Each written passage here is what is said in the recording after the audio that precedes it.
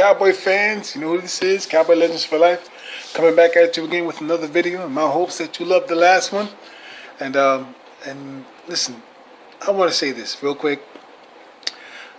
I'm happy today. Not that I'm not happy every day. You know, you have to be, and you must have to make the effort to be happy, and then put forth out into the universe your happiness, and the happiness that will bring back forth towards you.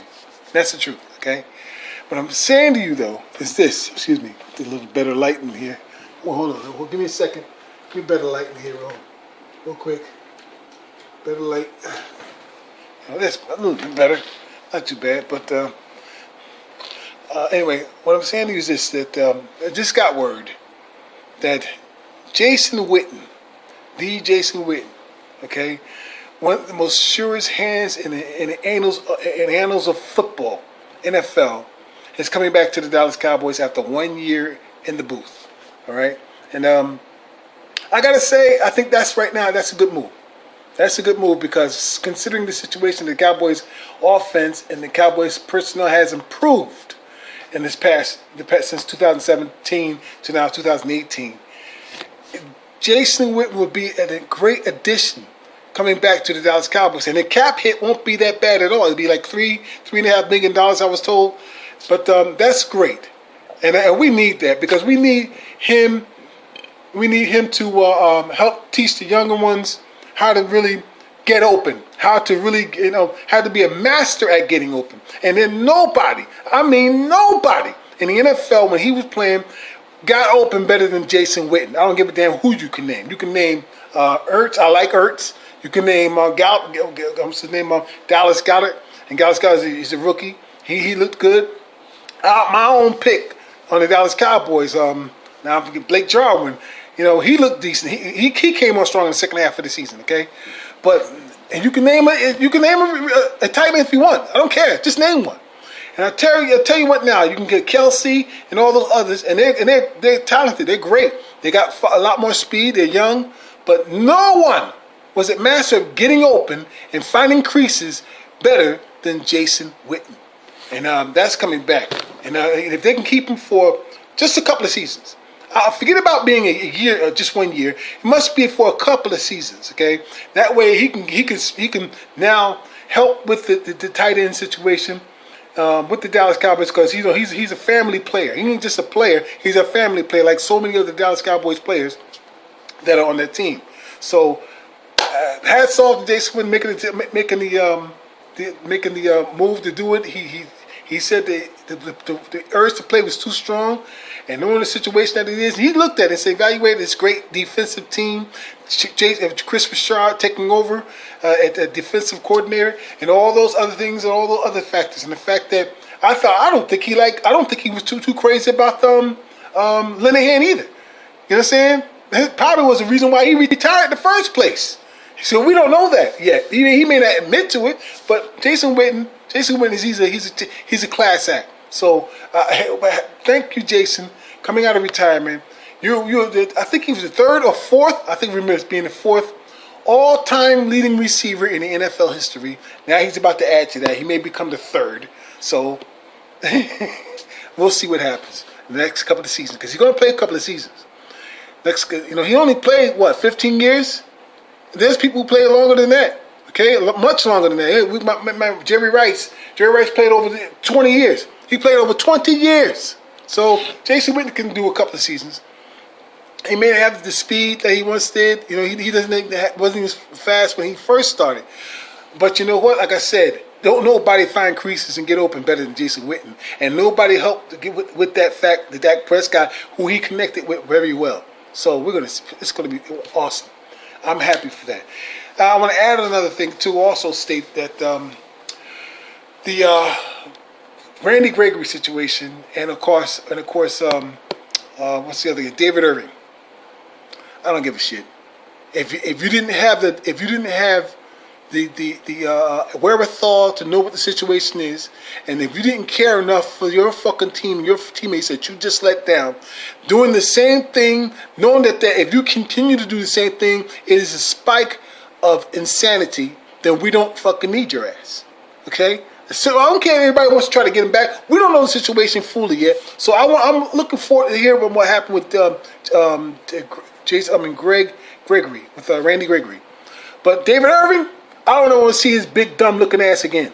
Okay, period. He just said, take his gay ass to fucking acting. Let him do what the hell he got to do. Now, I'm not against gays, so don't get me wrong. Okay, but when you come to the NFL and what he's doing now, what he's done in the past couple of years with this all crap about using his daughter as an excuse to do what the hell he wanted to do, okay? And that's exactly what he did, okay? I don't care what anybody tell you. He was using his daughter for an excuse for his bullshit, okay? That's gay, all right? Not only is he freaking ghetto, he's fucking gay, all right? So fuck him. Okay, so let him go. Well, no, not literally, but let him go out on his own.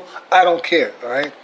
Now, one more situation, about this. One more thing I want to talk real quick is this about the quarterback draft situation. Okay, and people talk about Tyler Carey. I forgot his name. Tyler Perry. Kyler, you know who I'm talking about? The number one supposedly draft pick, the short quarterback. I think people are looking at this wrong, because I remember back in the day in the 70s, there was a situation with the Rams who had a quarterback named Pat Hayden. Pat Hayden was pretty talented. Pat Hayden led the Rams to several divisions wins, playoff wins. He was good. He was a good, decent quarterback. Only played a short time, but I think his height was supposed to be a problem. They had him listed at 5'11". All right. But the truth of the matter is, he was really just 5 under that. He was I'm sorry, not 5'11" yet. 5'11", but truth of the matter, he was 5'10". And the fact is, he weighed less than 200 pounds. In fact, he didn't weigh no more than 180 pounds. And he was an NFL starting quarterback for the Rams, and they won.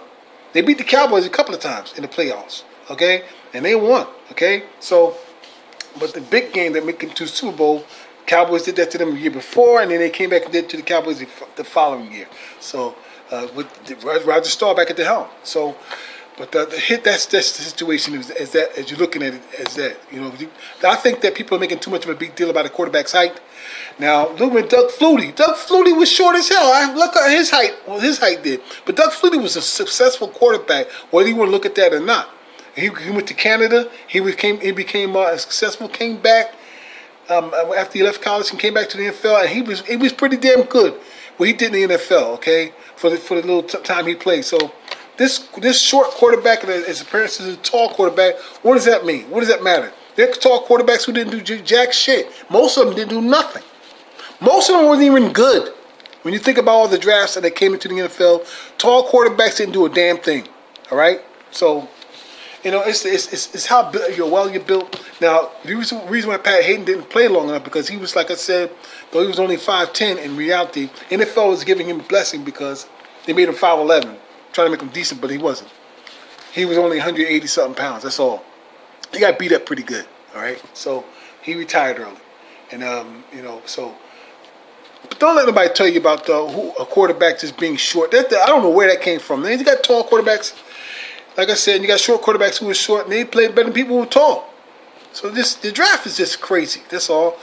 People look at it as a crazy vehicle of trying to move your team forward in the future. But the truth of the matter is, you get some of your best drafts in the second, actually in the third on down.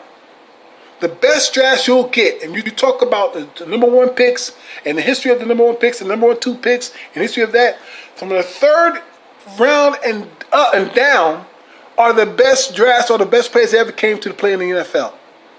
Period. So that shit don't matter. All right. Anyway, just want to put that out there for you. The Jason Witten's coming back to the Dallas Cowboys. He's gonna have my boy what's called to teach. Forgot Blake Jarwin. He's gonna teach him. He's gonna further teach Blake Jarwin how to do his thing. I know he will. I know this is the type of person he is. Okay. He's going to get connected to the quarterback again, the Dak Prescott again.